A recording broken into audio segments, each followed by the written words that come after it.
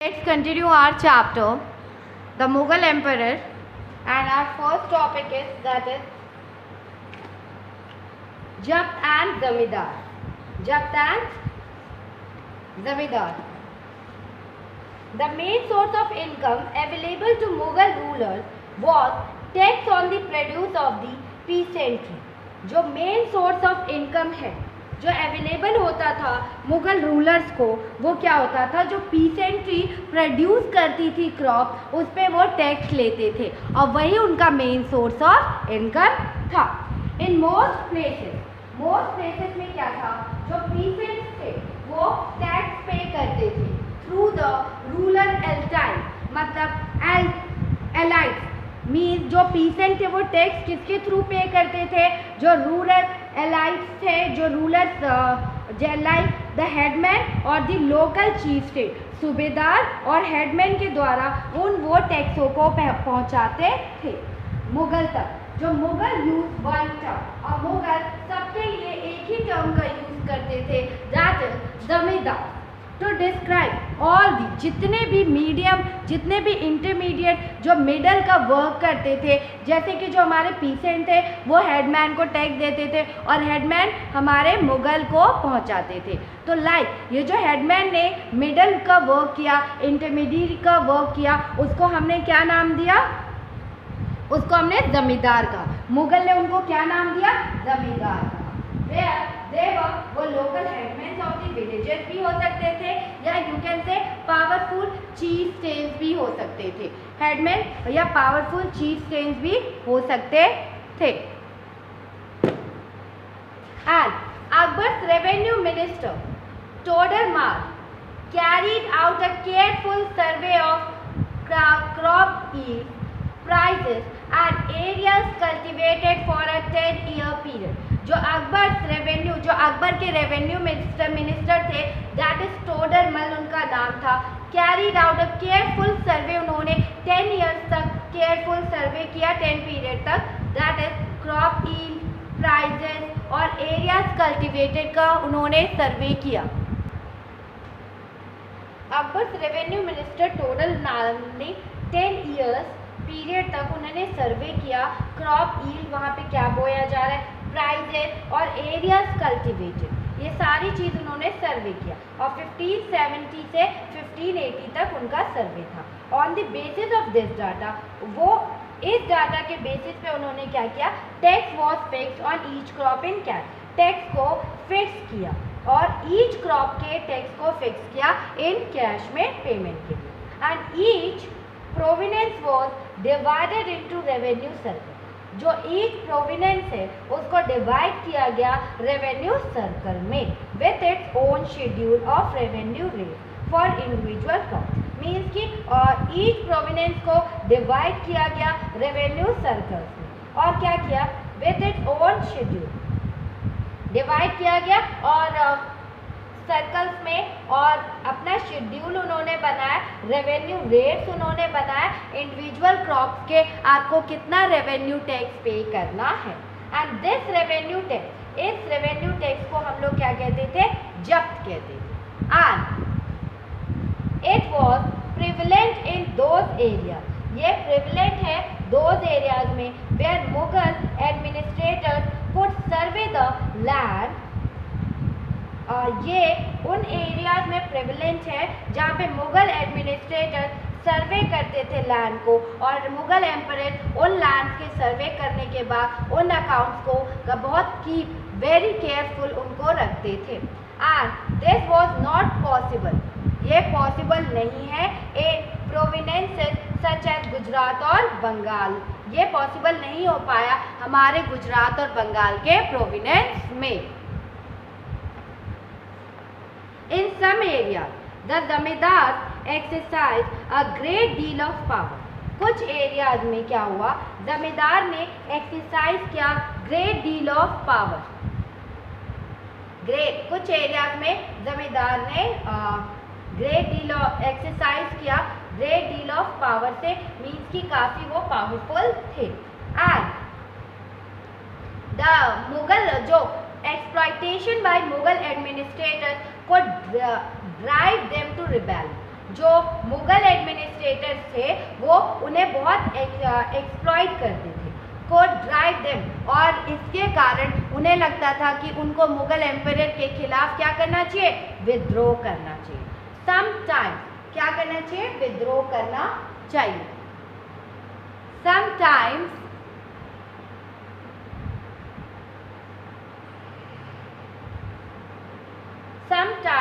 Zamindars and peasants of the same caste allied in rebelling against Mughal authority. Sometimes जो zamindar and जो pheasant है वो same caste, जमींदार और जो पीसेंट है वो सेम कास्ट के थे और वो लोग अलाई करते थे, मतलब इनके अगेंस्ट, मुगल अथॉरिटी के अगेंस्ट विद्रोह करते थे। एंड these peasants ने revolt challenged the stability of the Mughal empire from the end of the 17th century। End of the 17th century में जो पीसेंट थे उन्होंने चैलेंज दिया, किसको चैलेंज दिया, मुगल एम्पायर को, उनकी स्टेबिलिटी को उन्होंने चैलेंज दिया 17th सेंचुरी में कि आप अब स्टेबल नहीं रह पाएंगे, आप अब स्टेबल नहीं हो पाएंगे। देन अकबरनामा एंड आईने अकबरी, अकबरनामा एंड आईने अकबरी को क्या किया गया, अकबरनामा एंड आईने Akbari, Akbar ordered one of his close friend, उन्होंने ऑर्डर दिया अपने एक क्लोज फ्रेंड को, एंड वो कोटियर भी था, दैट इज अबुल फजल को, कि to write a history of his reign, वो उनके शासनकाल की हिस्ट्री लिखी। Abul Fazal wrote a 3 volume history of Akbar's reign. अकबुल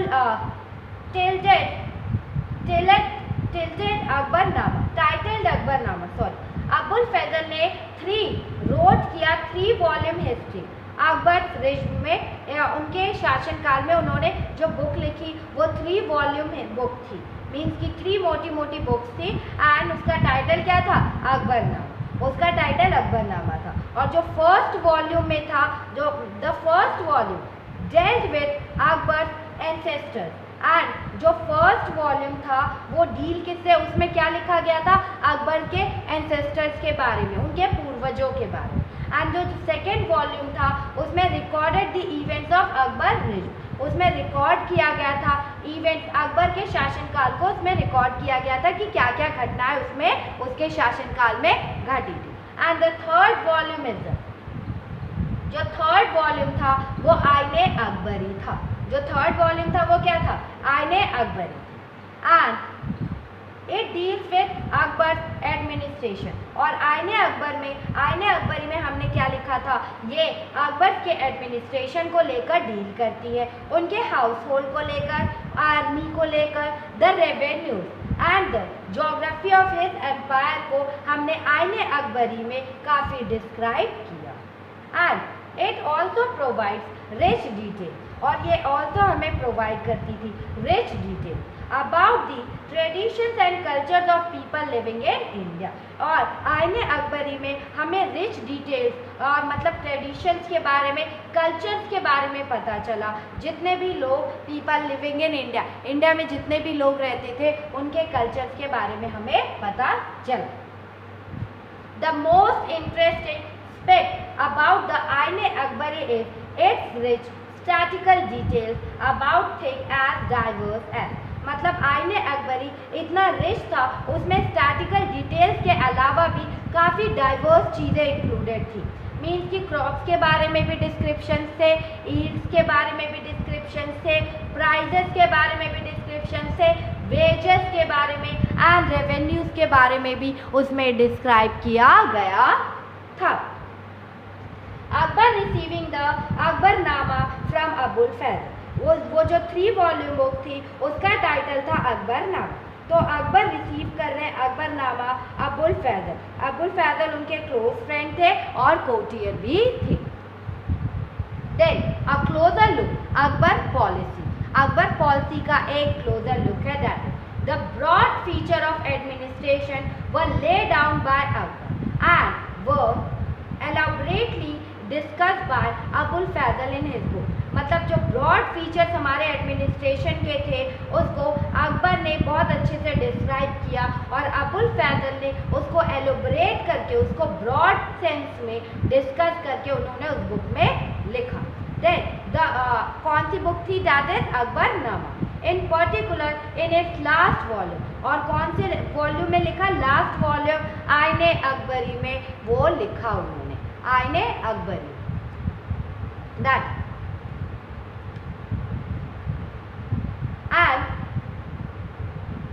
the closer look Abul Fazl explained that the empire was divided into provinces called Sabha। और अबुल फैजल ने बताया, अबुल फैजल ने एक्सप्लेन किया एम्पायर को डिवाइड किया गया था प्रोविनेंस में, और उसे हम क्या कहते थे? सूबा कहते थे। उसे हम क्या कहते थे? सूबा। एंड गवर्न बाय सूबेदार, और उसको गवर्न कौन करता था? सूबेदार। हु कैरीड आउट, और सूबेदार के पास वो carried both political and military function.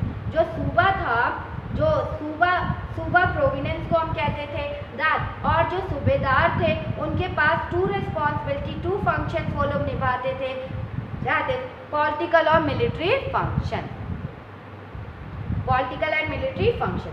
And each provenance also had a financial officer और दीवान। जो ईच प्रोविनेंस था उसका मतलब उनके पास एक फाइनेंशियल ऑफिसर था और दीवान था, ईच प्रोविनेंस के पास। For the maintenance of peace and others in his province, the Subedar was supported by other officers। मतलब प्रोविनेंस में मेंटेन करने के लिए पीस और order in his provenance, maintain करने के लिए पीस को मेंटेन करना और ऑर्डर करना इन हिज प्रोविनेंस में कि क्या क्या ऑर्डर होने चाहिए, प्रोविनेंस में क्या क्या रूल्स होने चाहिए। जो सूबेदार है उसको कुछ ऑफिसर्स भी सपोर्ट करते थे, सच एज, कौन से ऑफिसर थे? Such as military paymaster, military paymaster जिनको बख्शी कहा जाता था, bakhshi. And second the ministry in charge of religion and charitable patronage, जिसे हम धार्मिक, जिसे आप सदर कहते हो, सदर कह सकते हैं, जो कि क्या करता था? वो मिनिस्टर था जो रिलीजियस को चार्ज, मतलब रिलीजन में कौन कौन किस किस धर्म की पूजा हो रही है या कौन कौन से वर्क किए जा रहे हैं, कौन कौन से वर्क मंत्री कर रहे हैं, मिनिस्टर कर रहे हैं। And the third military commanders थे, जो मिलिट्री कमांडर्स थे वो फौजदार। And the town police commander, जो टाउन पुलिस कमांडर थे कोतवाल। ये फौजदार, बख्शी, सदर, कोतवाल, ये सब किसकी मदद करते थे? सूबेदार की मदद करते थे। पीस प्रोविनेंस में शांति लाने के लिए ये सूबेदार की हमेशा मदद किया करते थे। And Nur Jahan influence in Jahangir court, Nur Jahan, Jahangir के दरबार में नूरजहां का प्रभाव या influence means Mehrunnisa married the emperor Jahangir in 1601। Mehrunnisa ने शादी की, मेहरुनिसा ने 1611 में जहांगीर से शादी की and receive the title Nurjahan, और उनको शादी करने के बाद उन्हें एक टाइटल दिया गया that is Nurjahan. She remained extremely loyal and supportive to the monarch. Nurjahan हमेशा जहांगीर को लेकर वो बहुत लॉयल थी और सपोर्ट भी करती थी मोनार्की को। That as a mark of honour Jahangir struck silver coins bearing his own title on one side and on other the inscription stuck in the name of the Queen Begum Noorjahan।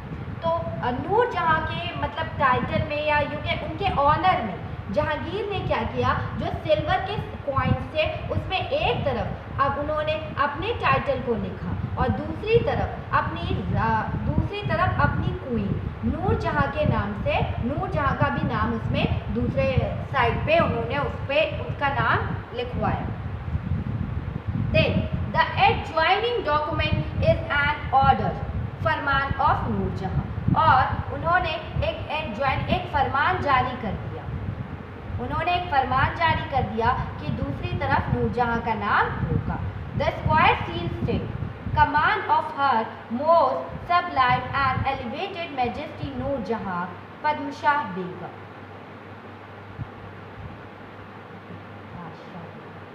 पातशाह Begum means के उधर उनको क्या कहा गया कि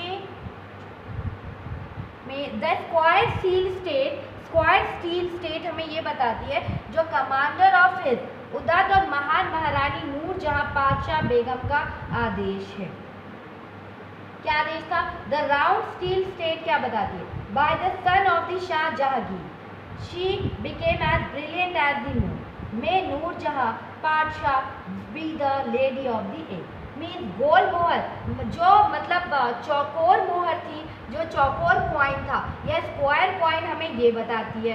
and जो गोल coin थे वो हमें क्या बता रहे थे, जो गोल सील थी वो हमें बता रहे थे कि जो शाह जहांगीर के प्रताप से महारानी चंद्रमा जैसी वैभवशाली बन गई। हम कामना करते हैं कि नूरजहां पातशाह इस युग की सर्वोत्तम महिला बने या सर्वोत्तम लेडी बने इस एज की। एंड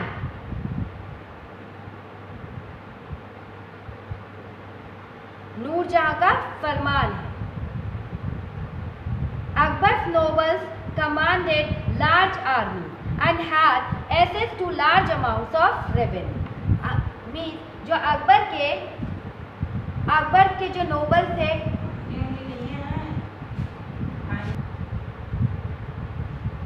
अकबर नोबल्स के जो कमांड, उन्होंने अकबर नोबल्स के जो अकबर के अभिजात मीन्स कि उन्होंने क्या किया, कमांड किया अपनी लार्ज आर्मीज को and had access to large amount of revenue. और जो अकबर के अभिजात थे वो अपनी लार्ज आर्मीज को कंट्रोल करते थे और एसेस करते थे, वहाँ पे सबसे ज़्यादा revenue, large amount of revenue खर्च करते थे। While they were loyal the empire functioned efficiently, but by the end of the 17th century many nobles had built independent networks of their own। जब तक वे वफादार थे, जब तक वे लोग लॉयल थे, तो जब तक वे लॉयल थे तो जो एम्पायर का फंक्शन एफिशिएंटली चल रहा था।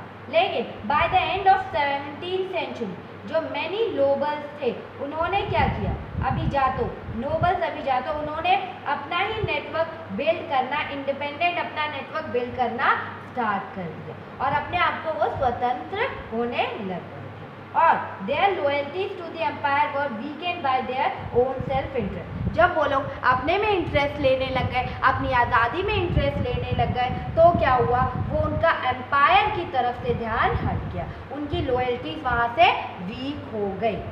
And while Akbar was at Fatehpur Sikri during the 1570s,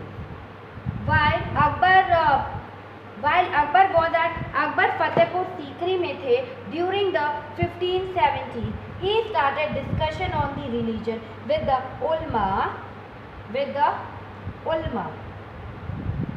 and ulama Brahman, Jesuit and priests who were Roman Catholics Akbar ने क्या किया, अकबर ने या ज़ोरोस्ट्रियन मीन्स कि अकबर वॉज एट फतेहपुर, जब अकबर वॉज एट फतेहपुर सीकरी में जब वो थे ड्यूरिंग 1570, उन्होंने ही स्टार्टेड डिस्कशन, उन्होंने रिलीजन को लेकर डिस्कशन स्टार्ट कर दिया। और कौन कौन से रिलीजन को लेकर उन्होंने डिस्कशन स्टार्ट किया, उलेमा ब्राह्मणों को लेकर, फिर जेसुइट पादरियों को लेकर जो रोमन कैथोलिक थे, और जरदुश्त को लेकर या ज़ोरोस्ट्रियंस को लेकर जो धर्म के क्या थे, अनुयायी इस पर लेकर उन्होंने डिस्कशन करना स्टार्ट कर दिया।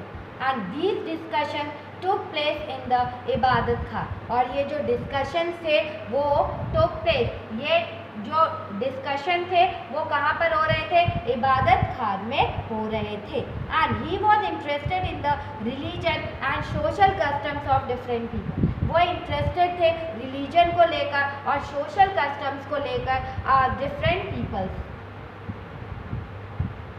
कस्टम्स ऑफ डिफरेंट पीपल्स में वो इंटरेस्टेड रहते थे। अकबर मीन्स कि सबके धर्म अलग होते हैं, सबके कस्टम्स अलग होते हैं, तो अकबर को उनमें इंटरेस्ट आता था। Akbar's interaction with people of different faiths made him realize that religious scholars who emphasize rituals and dogma were often bygone. Means कि क्या हुआ कि अकबर ने क्या किया, ये जो डिस्कशन हुआ अकबर की ने जो विद्वान धार्मिक रीति रिवाजों को पर बल देते वो अक्सर कट्टर होते। अकबर का क्या नाम था, अकबर ने इंटरेक्ट किया पीपल से, डिफरेंट फेथों को जो लोग मानते थे उनसे इंटरेक्ट किया और मेड हिम रियलाइज दैट, फिर उनको एक रियलाइज हुआ जो रिलीजियस स्कॉलर्स होते हैं वो जो सबसे मतलब वो अपने रिचुअल्स में काफ़ी ध्यान देते हैं।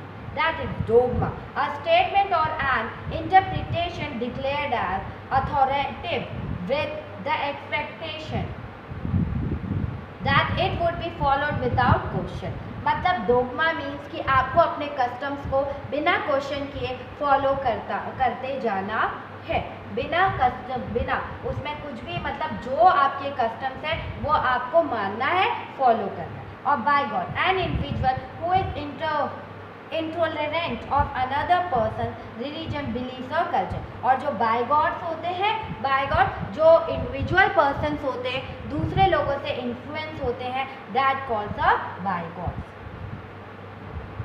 दूसरे कस्टम्स के उनके रिलीजन बिलीफ को जो मानते उन्हें बाय गॉड्स कहते हैं। Their teaching created division and disharmony among his subject. उनकी जो टीचिंग थी वो उसके कारण क्या हुआ, उनकी जो टीचिंग थी वो सब्जेक्ट मतलब प्रजा के बीच में डिवाइड कर रही थी उनको, उनके सब्जेक्ट को डिवाइड कर रही थी। डिसहार्मोनी मीन्स असमंजस, एक उनके दिमाग में क्या डिलीमा, वो दुविधा में थे कि हमें क्या करना चाहिए, उनको एक तरह से डिवाइड किया जा रहा था। And this eventually led Akbar to the idea of Sulh-i-Kul, Sulh-i-Kul और यूनिवर्सल पीस। यूनिवर्सल मीन्स कि जब अकबर ने देखा कि लोग बहुत ही ज़्यादा डिवाइड हो रहे हैं, कंफ्यूज हो रहे हैं, तो अकबर ने इसको अनुभव किया और अकबर ने फिर सुलह-ए-कुल या यूनिवर्सल पीस को सोचा। That is, the idea of tolerance did not discriminate between the people of different religions in his belief. Means कि जो आइडिया था, ये जो आइडिया था कि ये द आइडिया ऑफ टॉलरेंस जो हम टॉलरेट कर रहे थे, ये did not discriminate between the people of different religion in his reel, instead it focused on a system of ethics. मतलब ये जो हमारा आइडिया था कि आप ये जो डिस्क्रिमिनेशन था जो रिलीजन्स को लेकर इनके रील में, इनके रीजन, इनके शासनकाल में जो डिफरेंट रिलीजन्स को लोग फॉलो कर रहे थे, people of different religions in is reel, ये डिस्क्रिमिनेट था। दिस आइडिया ऑफ टॉलरेंस, ये जो आइडिया था टॉलरेंस को, डिड नॉट डिस्क्रिमिनेट, इसको आप डिस्क्रिमिनेट नहीं कर सकते इस भेदभाव को, ठीक है, कि आप टॉलरेट कर रहे हो और भेदभाव लोग सहन कर रहे हैं। That instead it focused on a system, इन लोगों ने इसको टॉलरेट करने की सोची कि हम इस भेदभाव में क्यों पड़े, तो उन लोगों ने क्या किया, इससे अच्छा हम सिस्टम में फोकस करें, वहाँ के एथिक्स में फोकस करें। दैट इज, वहाँ के एथिक्स में उन्होंने फोकस किया, that is honesty, justice, peace, that are universally applicable. फिर अकबर ने क्या कहा कि हम ये अगर रिलीजन बेसिस पे डिस्क्रिमिनेट या उनका सपोर्ट करेंगे, इससे बेटर है कि हम सिस्टम पे फोकस करें और सिस्टम में ऑनेस्टी लेकर आए, जस्टिस लेकर आए और पीस को लेकर आए। That Abul Fazl helped Akbar in framing a vision of governance around this idea of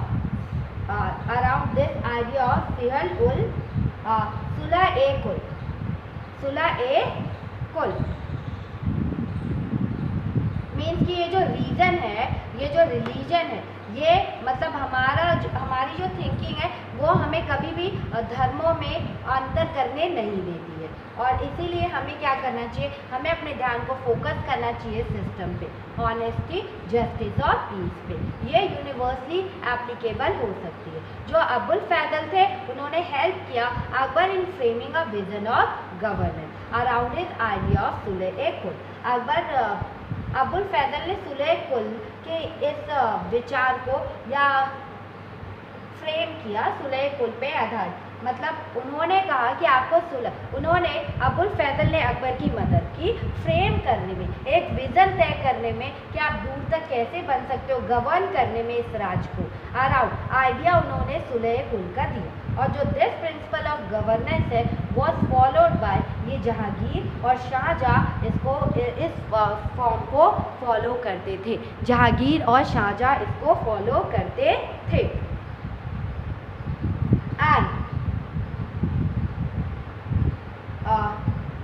सुलह-ए-कुल क्या है? Jahangir Akbar son describe his father policy of Sulh-i-Kul in the following. जो जहांगीर है अकबर सन, उन्होंने अपने फादर की पॉलिसी सुलह-ए-कुल को डिस्क्राइब किया है अपने वर्ड्स में, मतलब इन फॉलोइंग वर्ड्स। अकबर की as in the wide expanse of the divine compassion there is room for all classes and the followers of all creeds. So in his imperial dominance, which on all sides was limited only by the sea, there was room for the professors of opposite religion and for belief, good and bad, and the road of intolerance was closed. Sunnis and Shias met in one mosque, and Christians and Jewish in one church to pray. He consistently followed the principle of universal peace. Sulh-i-Kul means उन्होंने क्या कहा कि as in the wide expanses of divine compassion, मतलब सबके लिए एक ही room है, all classes के लिए, ऑल फॉलोअर्स के लिए, सबके लिए एक ही रूम है। मतलब भगवान की कृपा के, मतलब उनका जो आंचल, उनका जो आशीर्वाद है सभी धर्म, सभी लोग, सभी कैटेगरी के लिए, मतलब अनुयायी के लिए एक ही जगह है। और इसीलिए उन्होंने उनके विशाल मीन्स कि उनके इनहेल्थ इम्पीरियल डोमिनेंस, अपने काफ़ी विशाल साम्राज्य में जिसकी चारों ओर की सीमा, मतलब चारों ओर की जो बाउंड्री है वो सिर्फ समुद्र मीन्स कि समुद्र से ही मिलती थी, समुद्र ही उनका बॉर्डर था, निर्धारित होती थी। जितने भी उनके अगेंस्ट जो धर्म थे अनुयायी और तरह तरह के अच्छे बुरे जो विचार हमारे मन में आते थे, जो थॉट्स आते थे, वो के लिए भी जगह थी, सबके लिए उधर जगह थी यहाँ पर, लेकिन वहाँ पे सबके लिए जगह थी, लेकिन the road of tolerance was close. लेकिन अगर आप टॉलरेंस करोगे, इनटॉलरेंस, अगर आप बात नहीं मानते हो, इनटॉलरेंस करोगे तो वो रास्ता आपके वो बंद था। और सुन्नी शिया को कहा गया था कि आप एक ही मॉस्क्यू में पूजा करेंगे, एक ही मॉस्क्यू में इकट्ठे होते थे, सुन्नी और शिया। और जो क्रिश्चियन और जैविश थे, जो क्रिश्चियन और यहूदी थे, वो भी एक ही चर्च में प्रेयर करते थे। और ही कंसिस्टेंटली फॉलोड द प्रिंसिपल, और उन्होंने कंसिस्टेंटली इस प्रिंसिपल को फॉलो किया, यूनिवर्स प्रिंसिपल को क्या किया, फॉलो किया। और Akbar commission the translation of many Sanskrit works into Persian. Maktab Khana और translation bureau was also established at Fatehpur Sikri for this purpose। मतलब ट्रांसलेशन ब्यूरो था उसको इस्टेब्लिश किया गया फतेहपुर सीकरी में। और द महाभारत, रामायण, लीलावती एंड योगा वशिष्ठ व some of the notable Sanskrit works थे, और इनको ट्रांसलेट किया गया पर्शियन लैंग्वेज में। Then Rajmanmah, Persian translation of Mahabharat, contains lavish illustration of the events of Mahabharat. मतलब अगर हम महाभारत का भी हमने ट्रांसलेट किया तो उसमें काफ़ी अच्छे अच्छे एग्जाम्पल्स हमने देखे। और जो राजमन्हा थे वो पर्शियन ट्रांसलेशन थे, जिन्होंने महाभारत को ट्रांसलेट किया था, जिन्होंने क्या किया था, महाभारत को ट्रांसलेट किया। The Mughal emperor, the Mughal emperor in the 17th century and after, जो मुगल एम्परर है 17th सेंचुरी और आफ्टर में क्या था, The administrative and military efficiency of the Mughal emperor led to great economic and commercial prosperity. जो administrative था, जो मुगल के administrative and military efficiency of the Mughal emperor led to great economic and commercial prosperity. Mughal का जो administration था और जो उसकी आर्मी थी उसका रिजल्ट हमें क्या मिला, इकोनॉमिक में और जो कॉमर्स में, इकोनॉमिक और कॉमर्शियल बेसिस में हमारी काफ़ी वृद्धि हुई और हम काफ़ी सक्सेस हुए। International travellers describe it as the fable land of wealth. जो इंटरनेशनल ट्रेवलर्स थे उन्होंने डिस्क्राइब किया it as the fabled land of wealth के रूप में इसे डिस्क्राइब किया, या इसे विदेशी यात्रियों ने मतलब इसे वैसा धनी देश बताया, मतलब इतना अमीर देश बताया। उसमें उन्होंने इंटरनेशनल जो ट्रेवलर्स यहाँ पे आते थे उन्होंने कहा ये लैंड ऑफ वेल्थ है अपनी कहानियों में। But these same visitors were also appalled at the state of poverty that existed side by side with the greatest opulence. But उन्होंने क्या किया, परंतु यही जो ट्रैवलर्स थे इसी ट्रैवलर्स ने क्या किया, वर ऑल्सो उन्होंने एप्पल किया कि प्रचुरता के साथ अपने मिलने वाली दरिद्रता को देखकर विस्मित रह गए। और उन्होंने देखा कि ये जो सेम विजिटर्स थे उनके साथ स्टेट में जो पुअर्टी थी that existed side by side, ये पुअर्टी एग्जिस्ट कर रही थी विद द ग्रेटेस्ट ऑपुलेंस, मतलब विस्मित रह गए इस पुअर्टी को देखकर वो। द इनइक्वालिटीज वर ग्लेर, यहाँ पे काफ़ी इनइक्वालिटी थी, साफ दिखाई देती थी। Documents from the 20th year of Shah Jahan inform us that the highest ranking mansabdars were only 445 in number out of a total of 8,000 में कि क्या हुआ कि शाहजहाँ के शासनकाल के मतलब शाहजहाँ का जो रिज्म था, जो शासनकाल था 20th सेंचुरी में, डॉक्यूमेंट से हमें पता चलता है कि ऐसे मनसबदार जिनको हायर पोजीशन मिली थी कुल 8,000 में से 445 ही थे। 8,000 में से कितने थे, 445 थे। हमें डॉक्यूमेंट से पता चलता है 20 ईयर्स मतलब शाहजहाँ के जो शासनकाल में हमें इन्फॉर्म किया जाता है जो हाईएस्ट रैंकिंग मनसबदार थे वो सिर्फ 445 नंबर में थे। 8,000 टोटल में से 8,000 में से 445 ही। And this small number mere 5.6% of the total number of mansabdar received 61.5% of the total estimated revenue of the empire as salaries for themselves and their troopers. Means total कुल मनसबदारों की एक छोटी मतलब यू कैन एक small number था 5.6% of the total number of मनसबदार्स में और receive 61.5% of the total estimated revenue of the empire as the revenue as salary for themselves and their trooper. और उन्हें कितनी 61.5% सैलरी दी जाती थी अपने लिए और उनके ट्रूपर्स के लिए सैलरी दी जाती थी, अपने लिए और अपने उनके ट्रूपर्स के लिए हमेशा उनको सैलरी दी जाती थी। The Mughal emperor and their mansabdar spend a great deal of their income on salaries and goods. जो मुगल एम्परर थे और जो उनके मनसबदार थे, ग्रेट डील करते थे income on salaries and goods.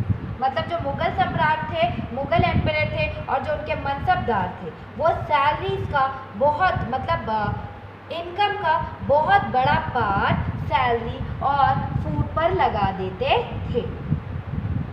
This expenditure benefited the artisans and peasantry who supplied them with goods and produce. और ये जो एक्सपेंडिचर था सबसे ज़्यादा बेनिफिट आर्टिशन और पीसेंट्री को होता था, क्योंकि वही लोग इनको गुड्स और प्रोड्यूस करते थे, वस्तु मतलब वही लोग इनको गुड्स देते थे, गुड्स एंड प्रोड्यूस इनको पहुंचाते थे। But the scale of revenue collection left very little for investment in the hands of the primary producer, the peasants and the artisan. But क्या होता था कि जो रेवेन्यू का बहुत कम पार्ट इतना था, रेवेन्यू का मतलब जो but the scale of revenue collection, जो स्केल ऑफ रेवेन्यू कलेक्शन था वो बहुत लेस था, वेरी लिटिल फॉर इन्वेस्टमेंट था। देन क्योंकि फॉर इन्वेस्टमेंट था in the hands of primary producers के बाद बहुत कम था, the pheasant and the artisan.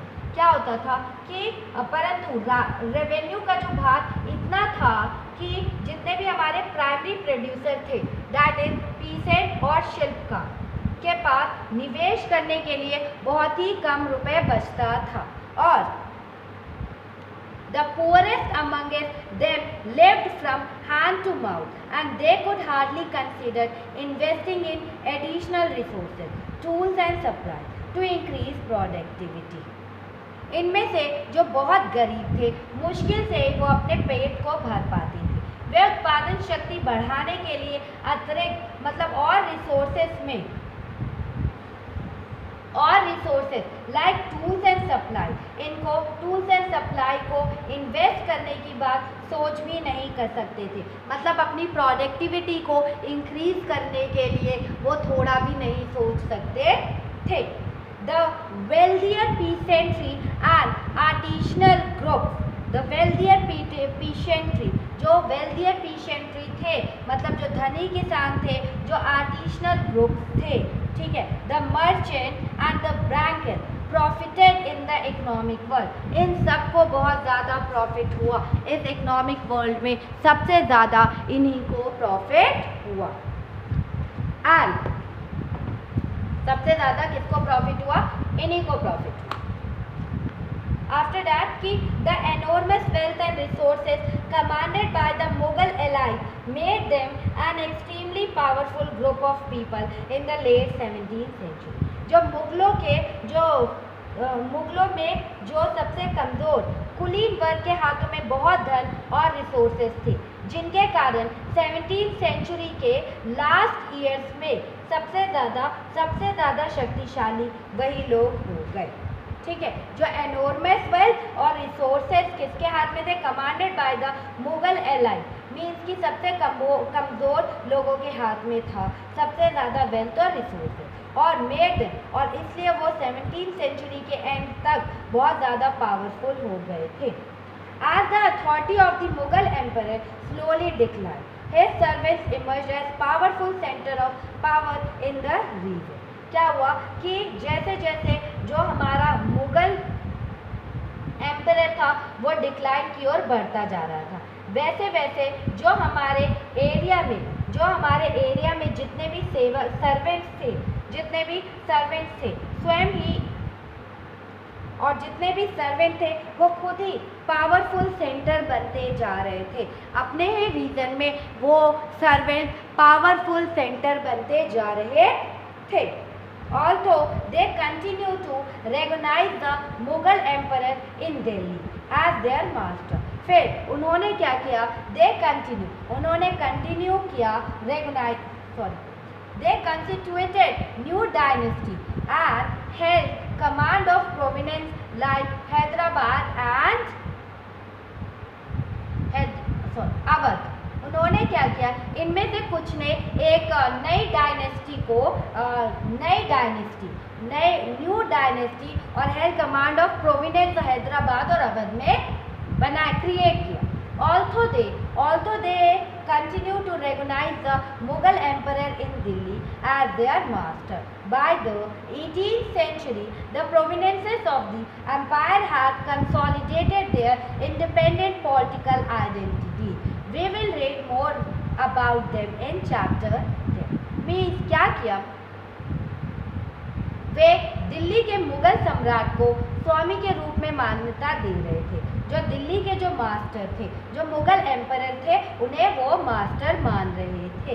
By the 18th century तक जो साम्राज्य के कई प्रोविनेंस थे, उन्होंने क्या किया, मतलब 18th सेंचुरी तक जो प्रोविनेंस थे, उन्होंने एम्पायर अपना खड़ा कर दिया और कंसोलिडेट मतलब अपने आप को क्या कह दिया, इंडिपेंडेंट पॉलिटिकल आइडेंटिटीज उन्होंने अपनी बना ली थी. इंडिपेंडेंट पॉलिटिकल आइडेंटिटीज उन्होंने अपनी क्रिएट कर ली थी.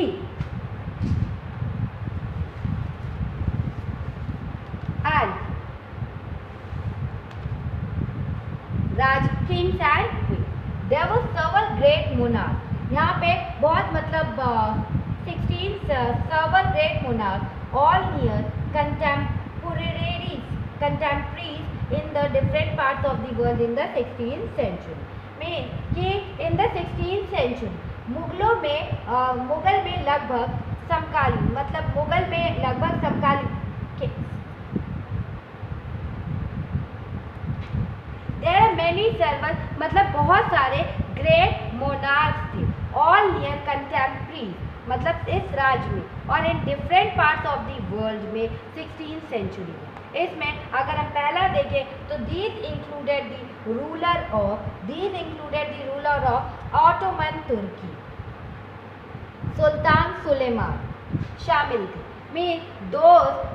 इसमें देखिए सबसे पहले कहते हैं ऑटोमन तुर्की, सुल्तान सुलेमान 1520 से 1566 तक उन्होंने वर्क किया. During his rule the Ottoman state expanded into Europe, seizing Hungary and besieging Austria. उनके शासनकाल में जब उनका राज्य था तो ऑटोमन राज्य का उन्होंने विस्तार किया या एक्सपैंड किया अपने राज्य को और यूरोप की ओर उन्होंने बढ़ाया और उन्होंने हंगरी को अपने राज्य के साथ मिला लिया और ऑस्ट्रिया को भी उन्होंने क्या कर लिया, चारों तरफ से घेर लिया. His army also seize Baghdad और इराक. उनकी आर्मी ने बगदाद और इराक को भी अपने कब्जे में कर लिया. And most of North Africa all the way into Morocco acknowledge Ottoman authority. उन्होंने क्या किया फिर मोरक्को तक नॉर्थ अफ्रीका का बहुत सारा हिस्सा, बहुत बड़ा पार्ट ऑटोमन सत्ता को मतलब यू कैन से कि मच ऑफ नॉर्थ अफ्रीका और all the way into Morocco acknowledge Ottoman authority. Ottoman authority को नॉर्थ अमेरिका के रास्ते मोरक्को लोग बहुत ही ज़्यादा मानते थे. ओटोमन अथॉरिटी को वो लोग बहुत ज़्यादा मानते थे, बहुत ज़्यादा विश्वास करते थे. सुलेमान ऑल्सो रिकंस्ट्रक्टेड दी ओटोमन नेवी. सुलेमान ने रिकंस्ट्रक्ट किया, ओटोमन नेवी को बनाया. And it's domination over the eastern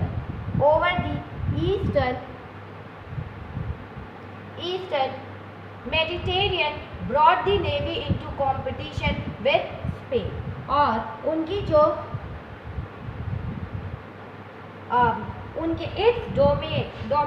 उनका जो डोमिनेशन ओवर था ईस्टर्न मेडिटेरियन पे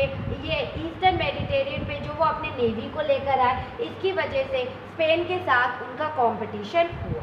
and in the Arabian Sea it challenge the Portuguese. उन्होंने अरेबियन सी में पोर्तुगीज को चैलेंज किया. The monarch was given the title of अल. मोनार्क को टाइटल क्या दिया गया, अल कानूनी टाइटल मोनार्क को दिया गया, the law giver, because of the large number of regulation pass during this रे. उनके शासन में बहुत से लार्ज नंबर ऑफ रेगुलेशंस को पास किया गया, लार्ज नंबर ऑफ रेगुलेशंस को पास किया गया उनके शासन में.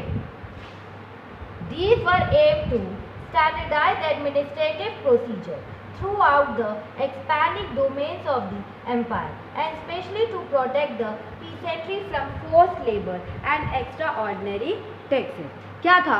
These were, इनके एम थे कि स्टैंडर्डाइज्ड एडमिनिस्ट्रेटिव प्रोसीजर्स को बनाया जाए और थ्रू आउट इसको एक्सपैंड किया जाए डोमेन्स पूरे एम्पायर में, एंड स्पेशली ये जो प्रोसीजर्स है ये पीसेंट को प्रोटेक्ट करे, क्योंकि पीसेंट को आप ज़बरदस्ती लेबर नहीं बना सकते और उनसे जो आप एक्स्ट्रा ऑर्डिनरी रेवेन्यू चार्जेस करते थे, टैक्स चार्जेस करते थे, वो भी गलत था. Later in the 17th century, when public order declined in the Ottoman domain, the regime of Suleiman was remembered as a period of idle government. Means आगे चलकर 17th सेंचुरी में ओटोमन एरिया में जब एडमिनिस्ट्रेटिव सिस्टम का decline होने लग गया, तो सुलेमान कानूनी के मतलब वॉज रिमेंबर्ड. सुलेमान कानूनी का जो पीरियड था उसे हम एक आदर्श आइडल गवर्नर के रूप में याद किया जाने लगा. आइडल गवर्नर्स के रूप में क्या किया जाने लगा? याद किया जाने लगा.